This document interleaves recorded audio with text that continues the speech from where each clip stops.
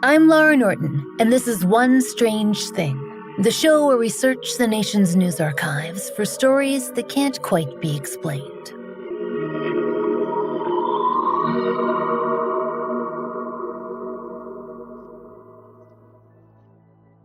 Strangers, we often think it was probably pretty fun to be a teenager in the 1970s. Now, we're not discounting the turmoil of that time, of course, so don't misunderstand us. But based on the music and the fun that we've seen in movies like Dazed and Confused and Rock and Roll High School, which we understand to be documentaries, things were also pretty exciting. And we have definitely got the impression that in the pre-internet age, kids were, well, pretty good at entertaining themselves. Something that could end very well or very badly, depending on your perspective. And that's actually been a key point in a number of our stories on this show. And it's perhaps why we've had so many teenage witnesses pop up in our cryptid tales in, yes, America's news archives. There was a heck of a lot of camping and woods wandering going on back then. There were wing cats and spaceships and flatwoods monsters. Who knows what one might encounter while wandering aimlessly around the creeks and abandoned mine shafts of this great nation. Speaking of that, we've got a story today that intersects with another tale that we told you last year. We've mentioned before on the podcast that the Midwest was practically crawling with Bigfoots between roughly 1972 and 1978, give or take a few years, and allowing for a generous definition of what the Midwest might entail. But for the purposes of our episode, we're discussing Illinois.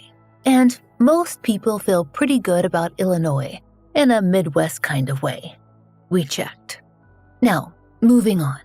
As we've told you, honestly more times than we ever expected to before starting this show, the 1970s were a hot time for cryptids, especially Bigfoots, and really all over the nation, for reasons that you don't need us to reiterate again unless you're feeling particularly memento-y today.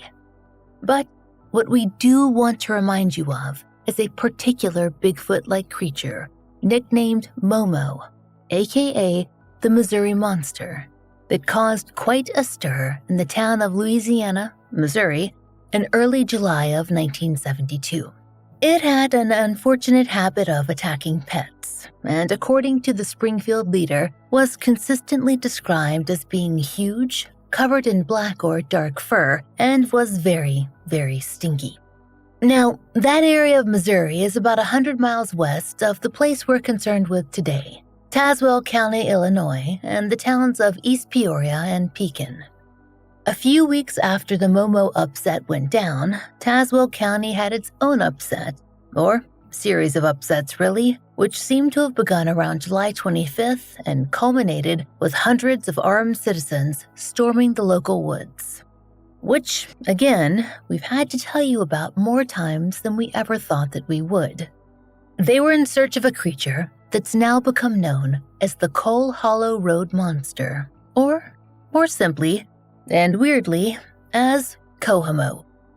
Okay, so we'll start at what is, as best as we can figure it, the beginning of this whole thing.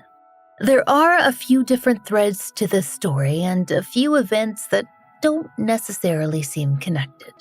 The earliest one involves a report of a strange occurrence in Creve Coeur, that's a town in Tazewell, on July 25th, 1972.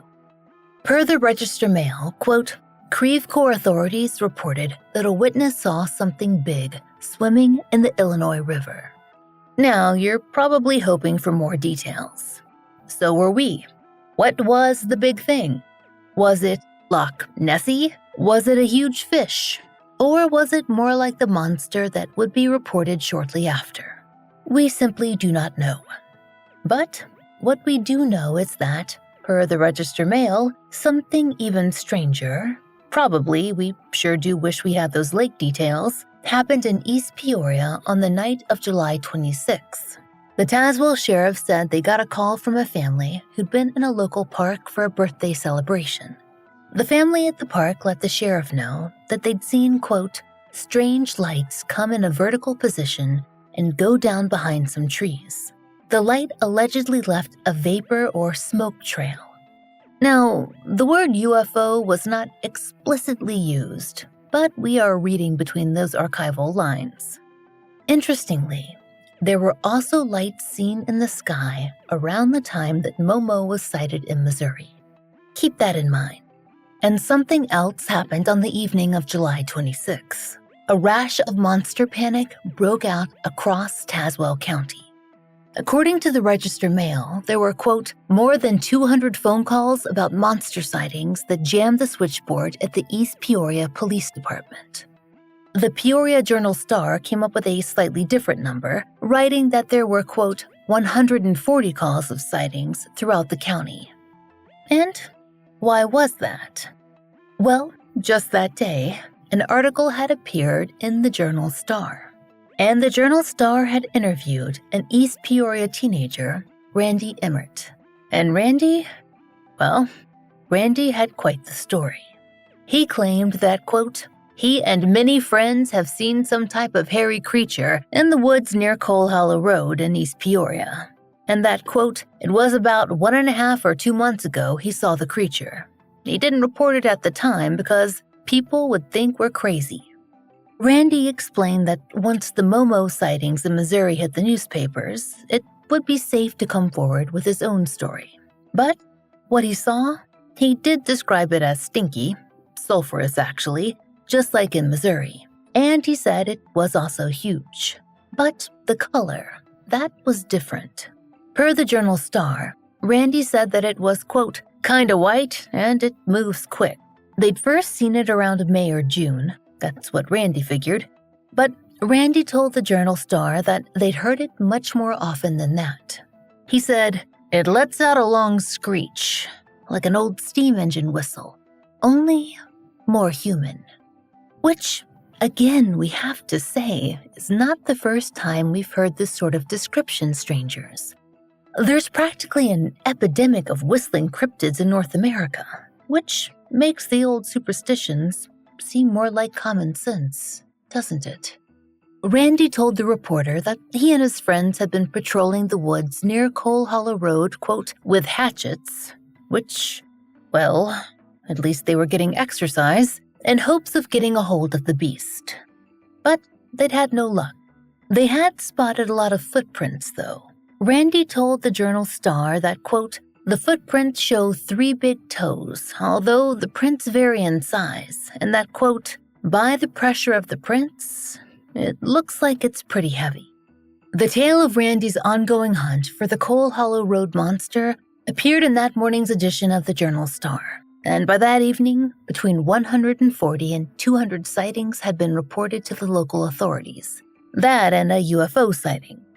Coincidence? Probably not, strangers. And things were about to get a lot crazier in central Illinois.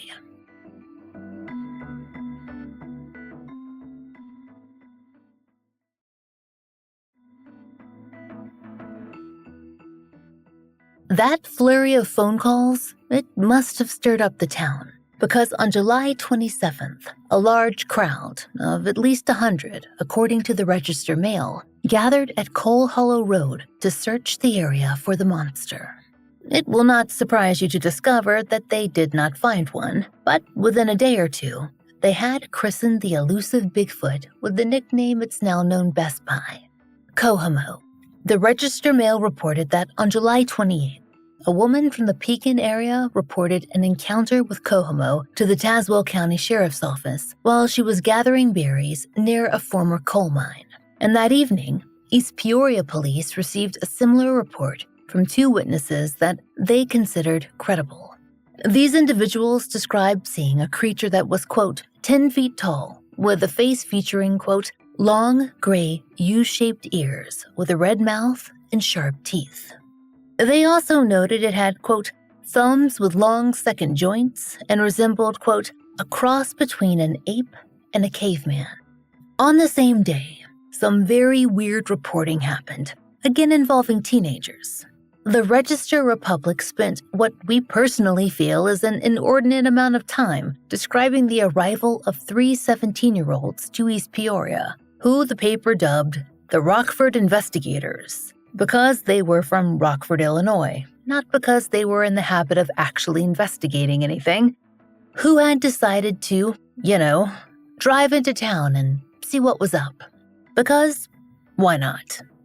They met up with 100 or so men who were tromping through the woods with the first eyewitness on the scene, Randy, who had expanded his role as local CoHoMo expert extraordinaire. He was serving as a sort of tour guide to the 17-year-old investigators who, for some reason, interviewed Randy's entire family.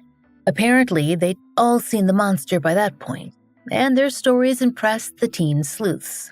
One of them, Jim Carlson, told the paper, "It may not be a monster, but after spending a day with the family, I am convinced there is something there."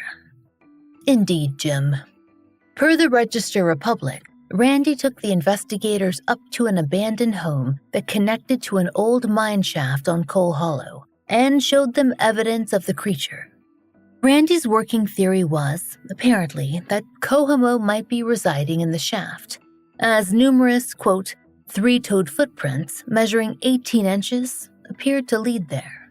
According to the investigators, while on the tours, Randy showed them proof that included, quote, 4-foot holes in the exterior walls of the abandoned residence, along with, quote, a pile of fur and additional, quote, 3-toed footprints.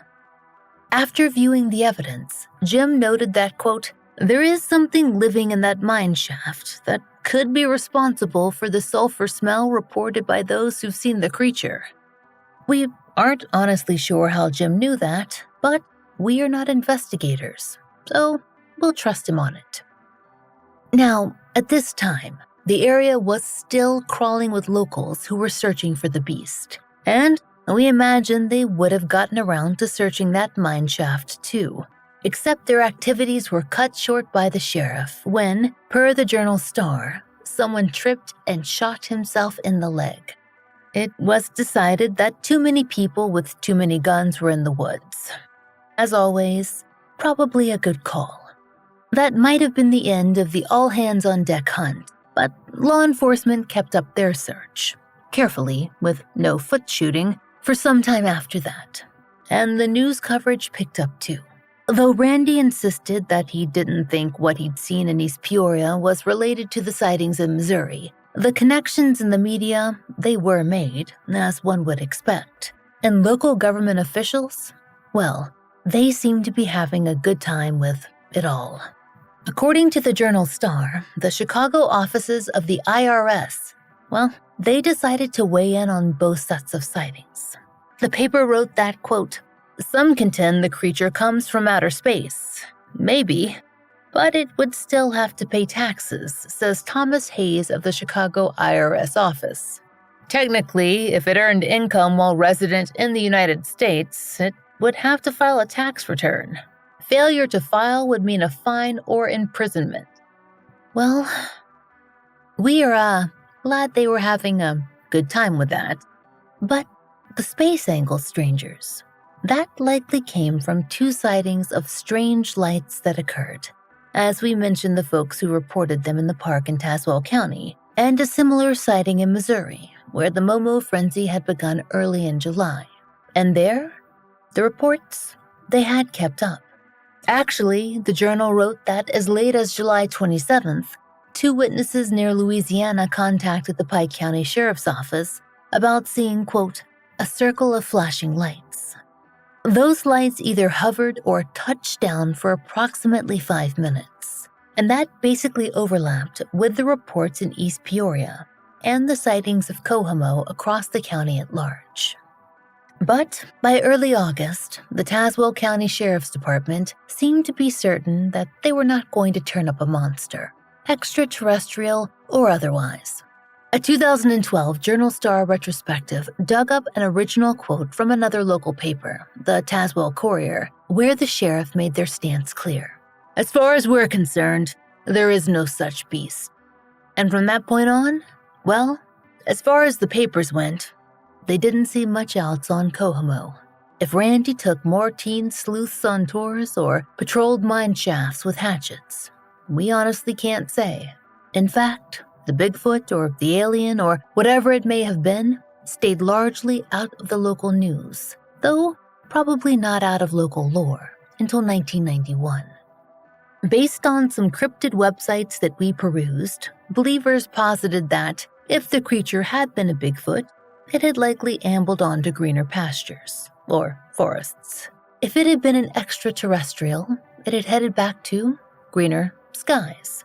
Opinions seemed split on whether it had anything at all to do with what was going on in Missouri, considering the relative distance between the areas, though the similarities were striking, despite the somewhat differing physical descriptions. But, as we said, things did die down, at least until 1991. That's when CoHoMo entered the central Illinois news cycle again, in what we can describe as, well, South Carolina lizard man fashion. If you don't remember our episode on that cryptid, he had a habit of attacking cars and then chewing on them. This was not quite that extreme, but it still reminded us of what might be our favorite monster. Anywho, per the State Journal Register, it was April of 1991 when East Peoria police received a report about a, quote, 8-foot-tall, hairy beast on Cole Street. Officials noted similarities to the sightings from nearly 20 years prior involving the, quote, Cole Street monster. A woman called late that night claiming that the creature had seized her truck's bumper, preventing her escape. After it released the vehicle, she fled and alerted police, and officers found no evidence during their search of the area. Now, we honestly don't know if this was meant to be Cole Hollow Road or Cole Street, because both seem to exist in the area, and they actually seem to intersect. Was the monster mixing things up? Did they rename it for the purposes of the attack? Was this spotty journalism? We do not have the answers. And if you live in the area, please know that we did our best by consulting maps, and you do not need to email us concerning roads. The point is, though, that this was the first major reported incident with the monster since the 1970s. Though we saw spotty reports pop up on social media and locals reminiscing of strange noises heard in the woods, spooky experiences driving down lonely roads after dark, and other stories you'd expect in an area with a pretty good monster story in its past. But the real story of 1991, we think, was when Randy entered the news again. Remember Randy, guide of teen investigators, hatchet-hunting monster slayer, local expert on all things mine shafts? Well, Randy did not spot CoHoMo again, but he did make another big splash. According to several sources we found, Randy decided to confess to making the whole thing up. Now, we haven't found out exactly where Randy made this admission, but later news stories consistently quote him as saying he had done just that, but that it hadn't made much difference in the whole legend. Perhaps that whole car attack thing was just more interesting. But a reporter from the Journal Star apparently heard about Randy's admissions back in 2012 and got in touch with Randy, who had apparently gotten into blogging, to see what he had to say about the whole thing. And here's an excerpt of that conversation, as Randy explained it then. Okay, this was a hoax played by some friends of mine and myself on another friend that used to live at the top of Cole Hollow Road. He had to walk from his employment at the old Amoco station below the hill at night at about midnight to the top. He swore he saw and heard the monster, so we set him up. The old WIRL 1290 radio station had a call-in, and he called in to say he actually saw it. I simply backed him up. Although, strangers, we have to say, Randy did seem pretty impressed with the chaos that ensued, recalling to the Journal Star that, quote, over 200 people showed up on Cole Hollow Road that night looking for Bigfoot. Hell, they came up from Kentucky wanting to camp on my parents' lawn. One woman ran her car into the old brickyard and told the cops that she did so because the monster was on the road in front of her. In 2018, the local library spoke with Randy and he yet again confirmed his story. In fact, he told various sources he'd been calling into the local radio station for years to explain that it had all started as a teenage prank.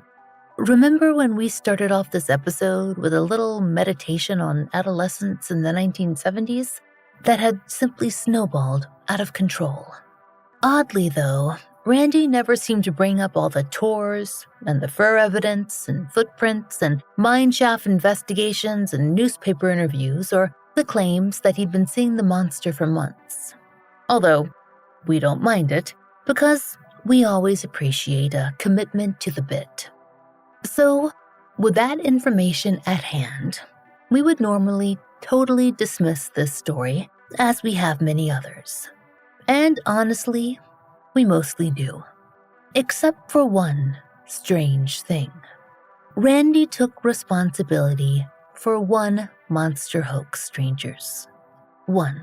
His friend walked home at midnight on CoHoMo Road in East Peoria and claimed that he saw something, and Randy backed him up on the radio, and then things got out of hand.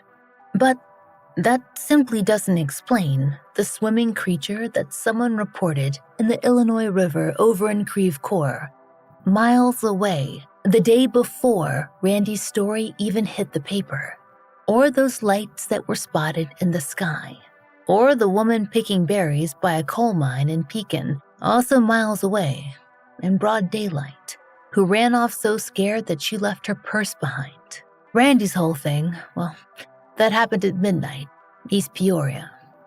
And it doesn't fully explain those two witnesses that police kept calling reliable citizens who described U-shaped ears and a red mouth with sharp teeth and thumbs with extra long joints. Randy never said any of that, and neither did his friend. Or that in 1991, 19 years later, the same year that Randy confessed, in fact, someone called police about a hairy beast grabbing their trunk bumper. So, yeah, Randy pranked his friend, but those other reports, different towns, different times, details that Randy never mentioned, we don't have proper explanations for those. We suppose that Momo might be to blame. That Missouri news was certainly flavoring Randy's invented descriptions of what he saw and heard back in 1972, and it could have been frightening other people as well. But still, we keep thinking the sightings that came before he tried to scare the bejesus out of his friend, involving people that he didn't know at all, that had nothing to do with kids messing around on a dark road, we're honestly not sure what to make of those. Or all of those UFO sightings in that area of the country. Perhaps aliens simply decided to take a little Midwestern vacation. Maybe like the teenagers of Illinois and Missouri, the aliens were just looking for a little fun, and we can't blame them. But if we'd seen 100 or 200 men with hatchets and guns, and a pack of adolescent sleuths, and someone making footprints in the mud near a mine shaft, well, perhaps we would have decided to pull a U-turn ourselves. There's fun, and then there's just poor decision-making. We hope you'll join us next time for another real-life story from the fine print of America's local papers. From the lives of regular people, just like you and me, except for One Strange Thing. One Strange Thing is an independent podcast. To support the show and to hear more of the entirely true and enticingly peculiar, you can check out our premium offerings. If you'd like to subscribe on Apple Premium, you'll get both premium and ad-free and early access episodes, along with ad-free and early access to our other podcast, The Fall Line. If you subscribe on Patreon, you'll find ad-free early releases of our regular episodes, a monthly full-length bonus episode, giveaways, and blog posts. We hope you'll check out one of these options and support the show. There's a link in the show notes. And if you enjoy One Strange Thing, please take a moment to leave us a great rating or review on your favorite podcast app. That really helps.